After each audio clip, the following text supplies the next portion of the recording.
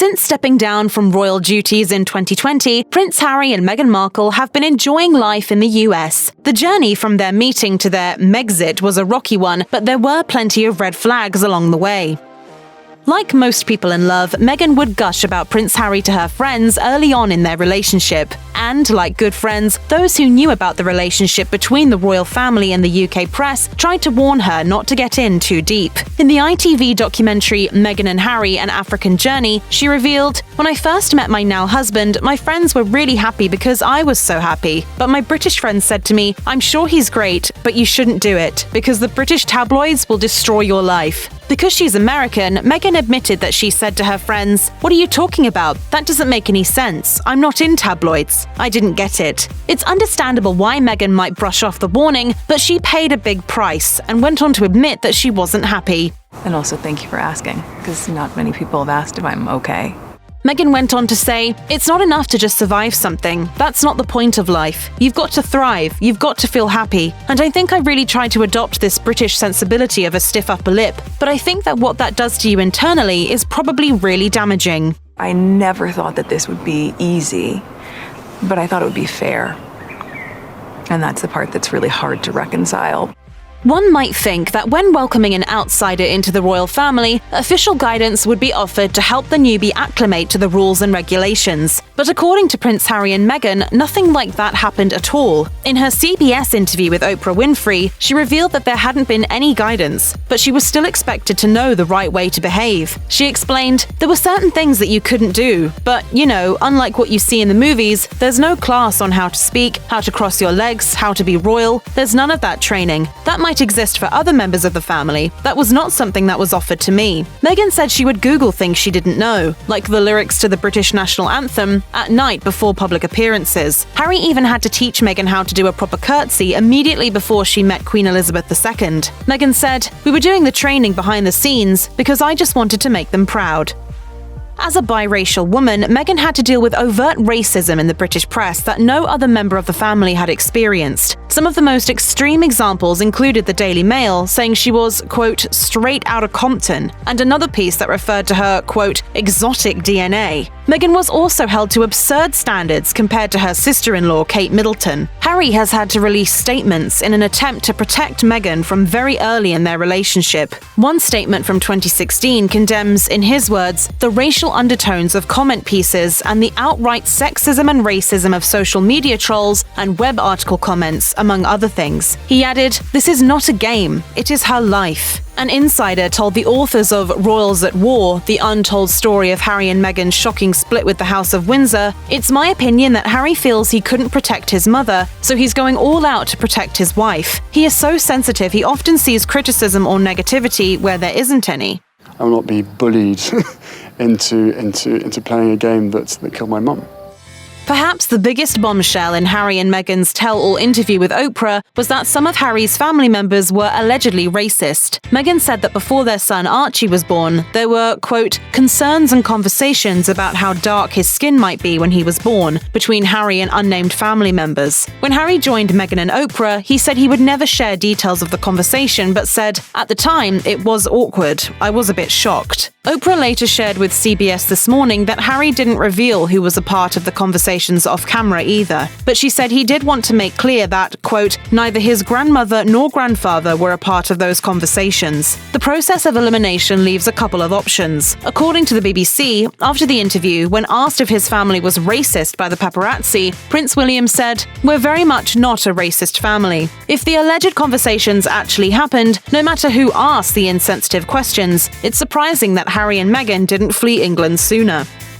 Another important revelation in Harry and Meghan's interview with Oprah involves the reason why the couple's son Archie wasn't given a royal title at birth. There had been speculation that the parents made this choice, but Meghan told Oprah that wasn't true. She said it wasn't their decision to make, but that she had wanted Archie to have his title for protection. She went on to say, "The most important title I will ever have is Mom. But the idea of our son not being safe, and also the idea that the first member of colour in this family not being titled in the same way that other grandchildren would be." Harry and Meghan simply implied racist intentions behind Archie not having a title, but royal expert Daisy McAndrew told Today that royal protocol dictates that only grandchildren of the reigning monarch have the title of prince or princess, not great-grandchildren. She said that Archie would have likely gotten a title when Prince Charles took over the throne. The couple claimed that the royal family was uncooperative about giving Meghan protection and suggested she continue working. Harry said, "When Meghan wasn't going to get security, when members of my family were suggesting that she carries on acting because there was not enough money to pay for her, there were some real obvious signs before we even got married that this was going to be really hard." At least he admits the red flags were pretty bright.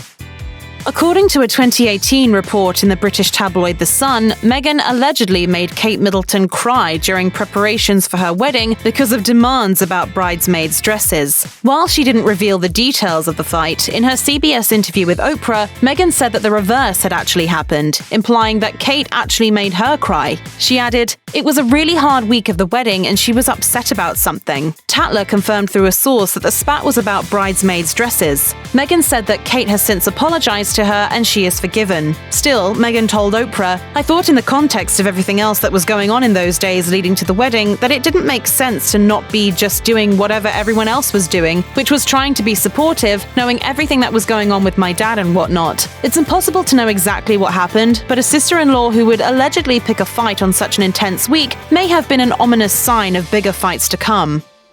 Prince William and Harry's relationship has always been in the spotlight, especially since the passing of their mother, Princess Diana. Though they've had some ups and downs over the years, Us Weekly reported that a true rift didn't start until about 2016, when William expressed to Harry that he was moving too fast with Meghan. They eventually patched things up until 2019, when they decided to split their royal charity into two organizations. Harry confirmed a rift in the ITV documentary Harry and Meghan: An African Journey, saying, "Inevitably, stuff happens. But look, we're brothers, we'll always be brothers. We're on different paths at the moment." As brothers, you have good days, you have bad days. In 2020, a source told Us Weekly that William was blindsided by Harry's announcement that he was stepping down from royal duties. Since then, the road has been rocky. They were together in public in 2020, but barely spoke. They have reportedly tried to mend things, but in the CBS interview with Oprah, Harry said, "The relationship is space at the moment, and time heals all things. Hopefully." In 2021, the duo was seen speaking at their grandfather Prince Philip's funeral. It's understandable why tensions are high between the brothers, but it's also hard not to wonder where Harry and Meghan would be living today if the boys could have learned to support each other better. In the CBS interview with Oprah, Harry alleged that some members of his family were jealous of Meghan because of how effortless it was for her to connect with the public. Referencing Meghan's first big duty as a married royal, Harry explained simply, "It all changed after the Australia tour." His mother received similar praise from the public during her Australia tour in 1983. Harry went on to say of Meghan, "It was the first time the family got to see how incredible she was at the job, and that brought back memories." Instead of embracing Meghan as, quote, one of the greatest assets his family could have, unnamed family members got colder toward her. Referring to his mother's struggles, Harry said, "I just wish that we would all learn from the past." Jealousy is natural, but as Harry pointed out, the family could have embraced her more to avoid all of this strife. Prince Harry and Meghan may not have a royal fairy tale, but they're certainly living out their own laid-back version of one in California. One royal expert at Entertainment Tonight said of Harry, "I think he is loving the California West Coast lifestyle. It suits him. He has always been a very laid-back person. He loves nature and being by the ocean. So I hear that he is very, very happy." The pair has a lot to be happy about. On Friday, June 4th, 2021, the couple welcomed a baby girl named Lilibet Diana Mountbatten Windsor. They also announced a production company, Archwell Productions, and a deal with Netflix in 2020. They revealed their first project, a documentary series about Harry's Invictus Games called Heart of Invictus that will follow participants of the games in The Hague in 2022, according to CNN. In December 2020, a branch of their company, Archwell Audio, signed a deal with Spotify. In a podcast trailer, Harry explained, "That's what this project is all about, to bring forward different perspectives and voices that perhaps you haven't heard before and find our common ground." Harry and Meghan may not be royal anymore, but it's certainly not slowing them down. On the surface, Princess Diana and Meghan Markle are very different people. Diana was 19 years old when she married into the royal family, and she came from royalty herself. Meghan was a 36-year-old biracial, divorced woman. Yet they gave tell-all interviews 2.5 decades apart that revealed Meghan and her late mother-in-law have more similarities than the public could have ever imagined. Most notably, they both admitted to struggling with mental health issues. In her 1995 interview on BBC's Panorama, Diana said of royal life, "You wake up in the morning feeling you didn't want to get out of bed. You felt misunderstood and just very low on yourself." In 2021, while speaking to Oprah, Meghan admitted to having had suicidal thoughts. She said, "I just didn't want to be alive anymore, and that was a very clear and real and frightening constant thought." Both women said they asked advisors to the royal family for help and were denied. Meghan said she had even asked to go to treatment, adding, "I was told that I couldn't, that it wouldn't be good for the institution." Diana said she wasn't given help when she experienced postpartum depression after Prince William's birth. She added, "Well, it gave everybody a wonderful new label. Diana's unstable and Diana's mentally unbalanced." Diana said she engaged in self-harming behaviors. Knowing the struggles his mum went through, it's no wonder Prince Harry saw the red flags eventually and sought a better life overseas with his family. If you or someone you know is struggling with mental health, please contact the Crisis Text Line by texting HOME to 741-741, call the National Alliance on Mental Illness helpline at 1-800-950-NAMI 6264, or visit the National Institute of Mental Health website.